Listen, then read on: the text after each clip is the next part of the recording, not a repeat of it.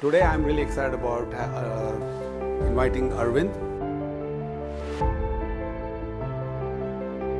I think this is something golden you guys are having. Hold on to it and build on to it. I'm telling you, a lot of names you hear in the market, they still are not making profits. Today I'm really excited about inviting Arvind. Arvind has nuggets for all of us. He did his BTech in IIT Bombay in aeronautics.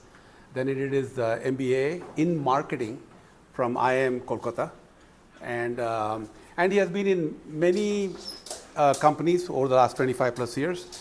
And a couple of one obviously I got to know him. Many of you may know him from Taxi for Sure. He was a COO at Taxi for Sure and then became a CEO of Taxi for Sure. So my question to you on Taxi for Sure, right? What were your key strategic choices you made that helped Taxi for Sure stand out in a very fast-moving mobility sector? We had Ola, we had Uber, and TFS. Can you think of something? Yeah. So I think if I have to think of things which we were doing different, because it was an emerging sector, people were getting into it and creating demand. There were three things which come to my mind, which was very different what everybody else was doing, whether it was Uber or Ola. First was that we have a very different model on building supply. So we had an operator model on building supply. So as you all know, the taxi business was, getting the right supply on board and then having the demand and servicing it well. So I think the operator model was something which we had put together in Taxi for Sure, which nobody else had. And why I believe that was a great system which we had, because after we got acquired, I still remember one of the comments which was made by the competitor who acquired us was that one of the reasons we could not break your supply was because you had a strong operator model, and which is why we had to really put a lot of money to acquire you as a business. So I think that was one strong thing which we were doing. The second interesting thing was, taxi as a concept, and we are talking 2014, was still very new to, now when we think in 2025, it feels like taxi is just like a click away, right? But it was not so in 2014. So I think the second thing was increasing the access from a price point of view to the user. So if you want to go short distance, for example, you will normally think of hailing an auto, or you would take your own two-wheeler out to travel that distance. What we did was we introduced a price point of 49 rupees for a cab, which was unheard of in the market at that point of time. So I think that was disruptive. People started thinking of using a taxi to go, let's say, a 4 kilometer or a 3 kilometer, or let's say a mom has to drop a kid to school. Fine, I think I can just take a cab and I don't have to wait for an auto. So I think that was the second interesting thing or a strategy which we were doing.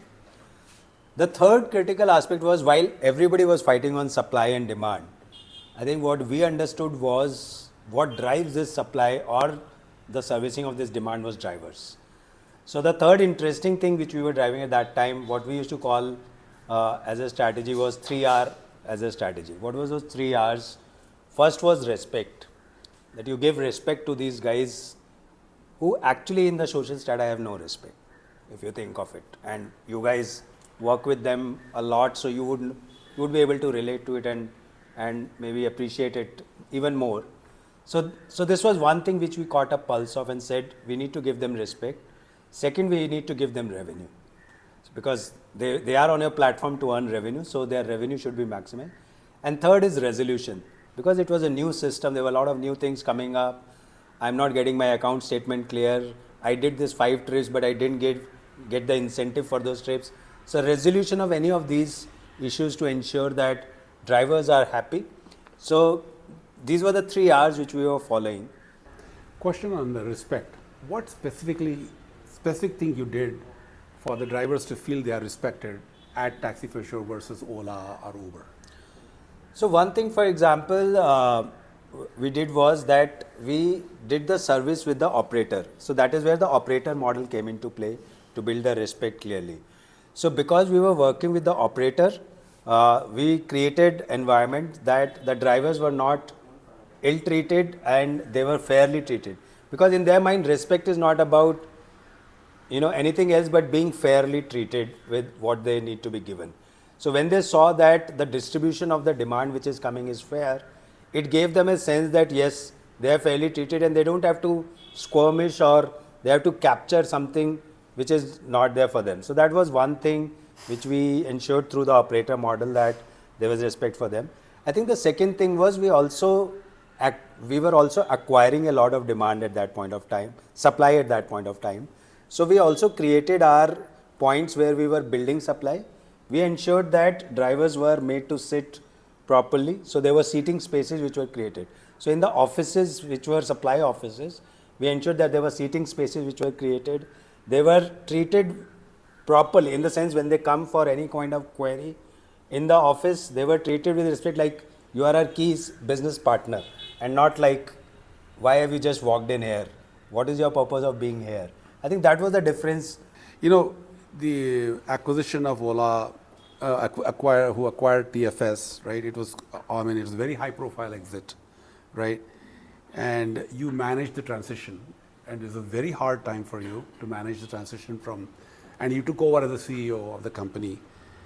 And I want to understand, how did you feel professionally and emotionally? How did it affect you? It's it's your baby, and then you're going into another company, right? Was there any feelings for you? How was it? Okay. Those were the days when I think I would walk in the office at around 8 in the morning and walk out at around 2 in the night, almost every day. And why? One, the business was still very young and was growing like crazy speed. So just to give you guys an example, I think when we got acquired, we were doing around 50,000 rides a day. And in another next quarter, so we got, I think Feb is when we announced March. So between March, April, May, June, so in that 3 to 4 months, from 50,000 we went to 100,000 rides per day. So it was crazy growth which was going on. So on one side, as a CEO of the business, as a new business, which is still at a infancy, it has to grow like a rocket speed. So imagine it was a rocket which was still exploding at its full glory. So that was one side of thing which was happening.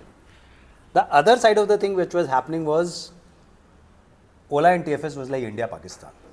Because Ola has a certain way of working and TFS had another way of working. TFS was built on very rock solid, like what I'm explaining to you. So it was extreme difference in the way Ola guys used to think and TFS used to think. So imagine if India and Pakistan has to come together now, and even if Mr. Modi has to do the, joining in together, is going to be tough. So I think one professional learning I had was that, normally you do acquisition because you want to find a solution to a problem. But in reality, if the cultures are not matching, it only becomes a mixture, it doesn't become a solution. So that was one professional, learning from there. Emotionally, it was super hard time. I still remember we had 1,501 people on roll with us on that 1st of Feb, and we had to transition to Ola.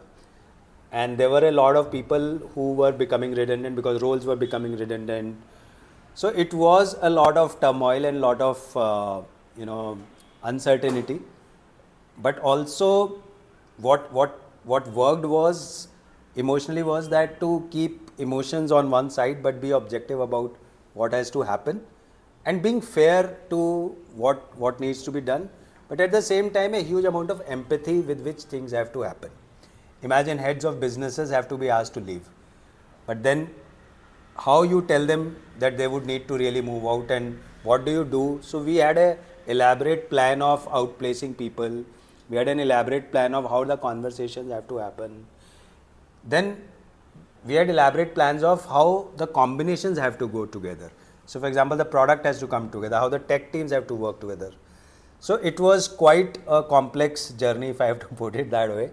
But yeah, it almost felt like a captain of Titanic who knew that You're going to hit the it's gonna go down, but the music should go on and everybody should be safe. All passengers, they need to really reach their outpost before, and you have to keep standing there. I know it's a hard time. I remember that time.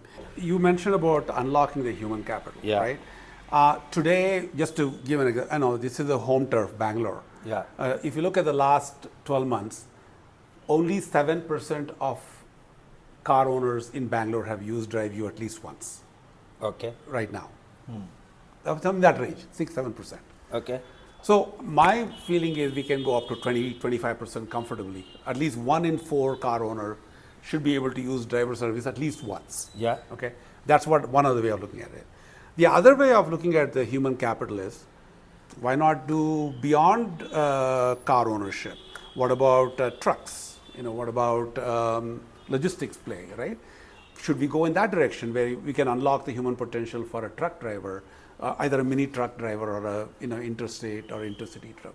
I mean, so that's something that I'm kind of struggling in my mind. Do we go vertically or do we go horizontally? In the sense, like you mentioned before, we can do other services for a car owner. Could be car wash, car maintenance, roadside assistance, insurance. I mean, that is a struggle, at least in a lot of our minds. We think about this. Where do we go? What would you advise? I would say we should do what we do best. So what I mean by that is, let's say if we are very strong on our operations, then let's keep expanding into directions where operation becomes a differentiator. Let's say if you think no, operations is not the one, but my core is, let's say, having access to these people itself, right? Then let's leverage on that. If access is a differentiator, then let's leverage on the access itself, and hence then you're saying I have access to 2 million drivers, which nobody else would have. Mm-hmm. So then what do I make these 2 million drivers do is where my benefit is, versus saying no, I have my skill is that these 10,000 people who are on my platform, the way I have built my operations is so great, that is my difference. Nobody else can do it better, even if they have 20,000 drivers. Right. Then getting into something which is not that operational driven, I'll lose my advantage. Then you cannot make money in this market if you don't have that, if you don't do something really better than everybody else. Yeah, you do something unique, something different, something better, you will not be able to make money. Right. So I think you have to scale in a direction where you have the advantage. So if that I don't know deep enough where the advantage is, maybe that you should reflect on. Right. Now, if you think your advantage is you will carry the advantage in, let's say if you go into car wash, you go into something else, awesome, then go there. Or if you think your advantage would lie in going into maybe different kind of vehicles, from cars to trucks to this, please then go there. Right. But you need to assess where is your advantage and where are you taking that advantage further in whichever field you are going. And it will be best actually where you are taking, it will further build your advantage or multiply that. That becomes even better option. Got it. Understood. Okay. I mean, I don't want to cut it off, but it's been a really great conversation. I was really looking forward to this conversation because I thought, I mean, there is no better person than Arvind to come and talk about, because you know our business in and out and all the challenges that we are facing. And I think there are a lot of good gyan today you gave us. Thank you, sir. No, thank you very much, Ram, for having me here. And I'm just telling you, Ram just shared me the numbers. Trust me, even after whatever hype people create around things, creating a profitable business. So when I heard that 100 crore business and profitable, I think this is something golden you guys are having.